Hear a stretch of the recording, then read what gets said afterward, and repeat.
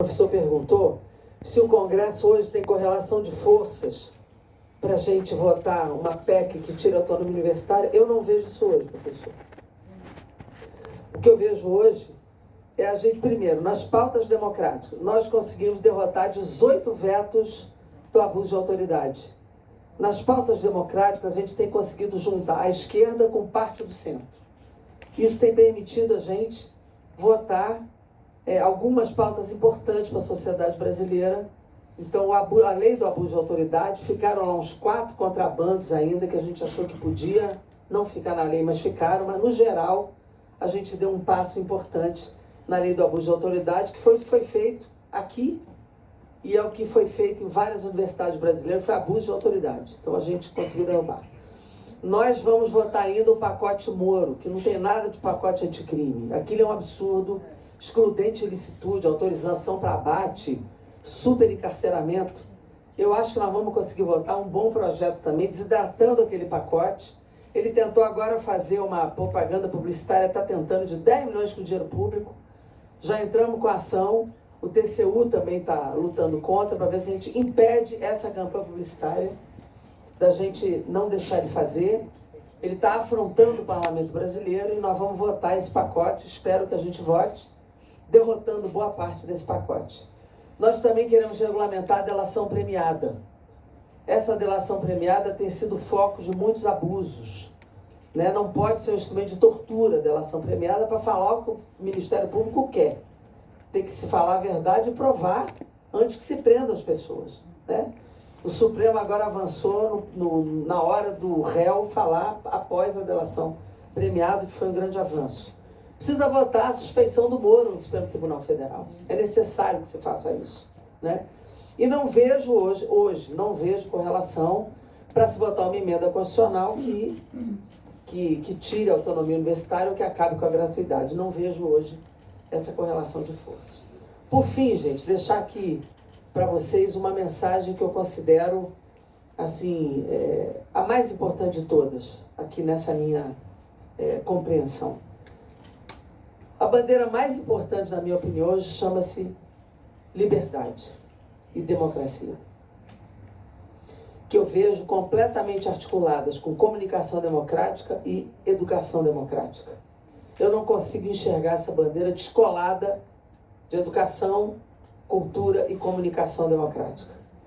A democracia brasileira está em risco, sim. Outubro está diferente de janeiro, está pior. Nós estamos com mais restrição, mais censura, mais criminalização e maior risco. Então, nesse momento, nós precisamos ter capacidade de luta, coragem, porque diante da covardia nós temos que ter coragem. As pessoas estão introjetando o medo. Tem um artigo da Eliane Brum que fala isso. A gente está se calando antes de sermos calados. Nós não podemos fazer isso.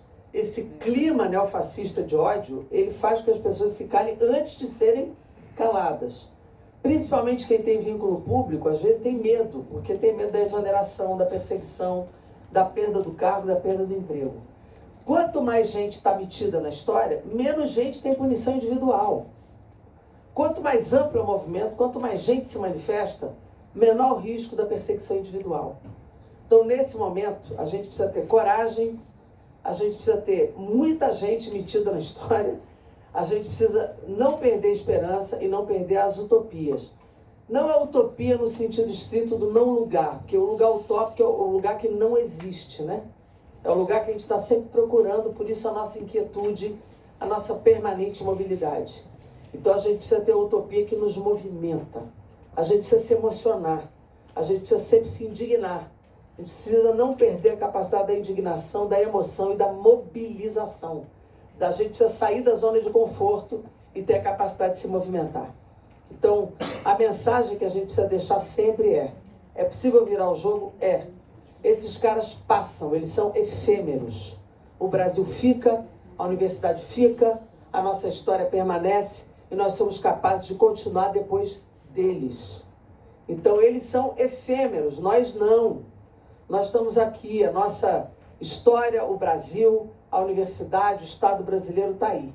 O nosso papel agora é impedir que eles destruam muito.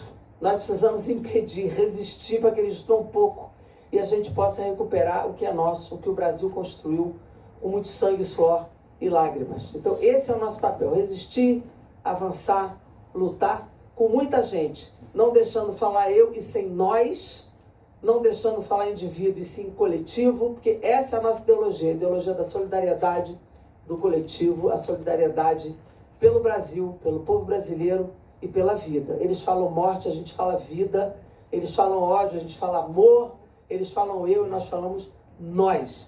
Essa é a nossa ideologia, essa que a gente quer para a nossa vida. Tamo juntos.